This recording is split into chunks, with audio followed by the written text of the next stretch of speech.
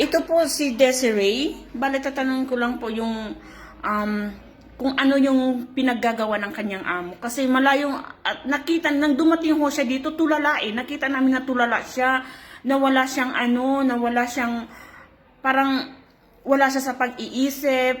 Tapos pagtatanungin namin siya na bigla na lang siyang iiyak. Yung mga yung nandun pa rin yung takot na hanggang ngayon bale hindi pa ho siya nakaka-move on. So yun, isa pong kababayan namin na nakakaawa po at dapat natulungan siya, nabigyan yung katarungan yung ginawa sa kanya ng amo niya. Ano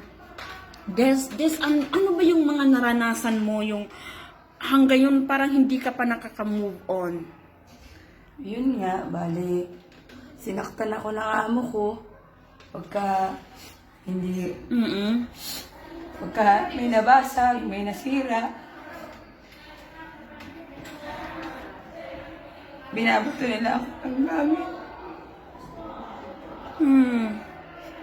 Tapos 'di ba yung dalawang mata mo na, 'di ba nagpunta ka dito, nakakakita ka no? Tapos ngayon parang hindi na talaga siya.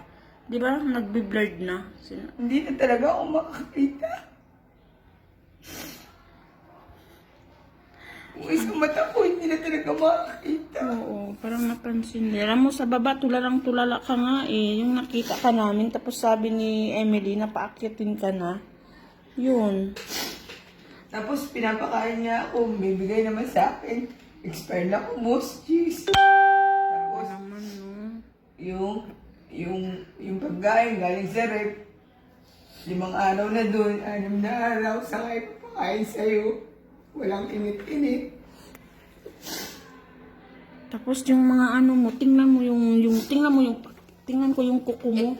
O yung kuko. Ito, dito hinampas ako ng bamboo stick. Oo, tapos yung kamay mo, di ba, nilalagyan niya ng flash? Hindi. Ba't nasira yung kamay mo? Yung kuko, pati kuko nasira. Kasi wala naman akong nail cutter, wala akong O, tingnan mo yung mga bakas. bakas, tingnan mo yung yung... Yan, tinutuklap ko na lang ho yan kasi wala naman akong trabaho sa kanila. Pero binubugbog naman po ako. Dito pa rin yung mga peklat. Ito nga ho, binato ako ng upuan na may bakal dito. Lumaylayo ito. Hanggang ngayon yung peklat, Lumaylayo ito. Tapos dinila ko sa ospital. Tapos ito, yung nandito, sinampal-sampal ako, 20 sampal. Dahil lang po sa piri, naubos. Lumaylay din po yung labi ko. Tapos, nung maubos po yung yung mayonnaise, palaman, nilagay sa rep ng amo kong babae. Wala nang laman, ba't ko daw nilagay sa rep? Pinukpok ko yun dito, kaya meron ako ditong scars, yung may balat ako dito nung Kasi ng garapon ng mayonnaise. Napakasalbayo talaga nila. Tapos, ang tawag dito, yung panlagay ho sa ulo yun. Hinahampas ho ako yung igalya sinusuot ng mga Arabo. Hinahampas ho ako ng amo ko nun. Yun ho ang pinangpapalo niya sa akin. Saka yung bamboo stick. Kapag may nababasag ho, sinasampal ako. Naranasan ko din ho dun. Pinupukpok ako ng initan ng gatas. Yung brick. Sa ulo ko, lagi ako pinupuntere ng amo ko. Talagang bukol-bukol ko ito, mukha ko. Tapos yung ulo ko talaga, sumasakit yan. Tapos nung kinuha ho nila, nung una, ang ganda lang ho ng nila.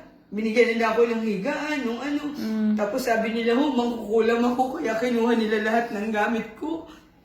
Tapos, yun, sa sahig niyo ako natutulog. Tiniis ko yun, 2 taon. Tapos nung makatakas nga ho ako, ibinalik ho ako sa amo ko. Ibinalik ho nila ako sa amo ko dahil kakilala ho ng pulis yung amo ko, ibinalik ho ako. Nung ibinigay ko yung ikama number ng amo ko, ibinalik ko ako dun sa amo ko, nakatakas na ako ng 2019. Tapos binigyan lang ho talaga ako ni Lord ng isa pang way para makaalis ako dun. Nitong October 19, ay 17 po pala. Na umalis sila, wala akong tao sa bahay. Tumakas na ho talaga ako. Dahil ayoko pa hong mamatay, may anak ko ang dalawa sa Pilipinas. Tapos yung nanay ko, matanda na. Walang nag-iintindi sa amin, kundi kami lang po, ako lang po inaasahan sa amin. Tapos wala ka pang gamit na pumunta dito, iniwan yung mga gamit Kinuha mo, nila ko yung kinukuha mga nila. gamit ko. Oo nga. Tapos di ho ako, natatakot na ako magsabi, kaya hindi ho ako napasweldo ng 3 taon at 2 buwan. Dahil doon daw, doon sa 2 taon, wala naman daw akong tinatrabaho, kundi tagahugas lang. Tagahugas nga lang ho ako, pero bugbugin naman ho ako. Nagtitiis lang po ako dahil iniisip ko yung mga anak ko at sa pamilya ko.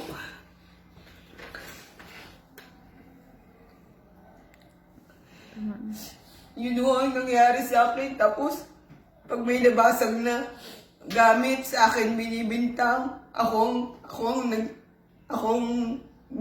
pinapalo nila. Kahit po yung mga anak niya, sinasaktan ako.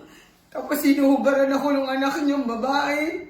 Sinasabi sa akin, parang may pinatay ako. Wala naman po akong pinapatay na tao sa kanila. Hindi ko nga ako sinasaktan eh. Kahit po yung mga bata, yung mga anak niya, sinasaktan ako kapag nakatalikod silang mag-asawa. Hindi ko alam yun. Dahil pag nagsabi ako, sasabihin ng madam ko, sabi sa akin ng madam ko, babae lang ako, wala akong magagawa. O ano pa pong gagawin ko? Di manahimik na lang po. Tinis ko yun. Dahil gusto ko pang mabuhay. Para sa pamilya ko at sa mga anak ko.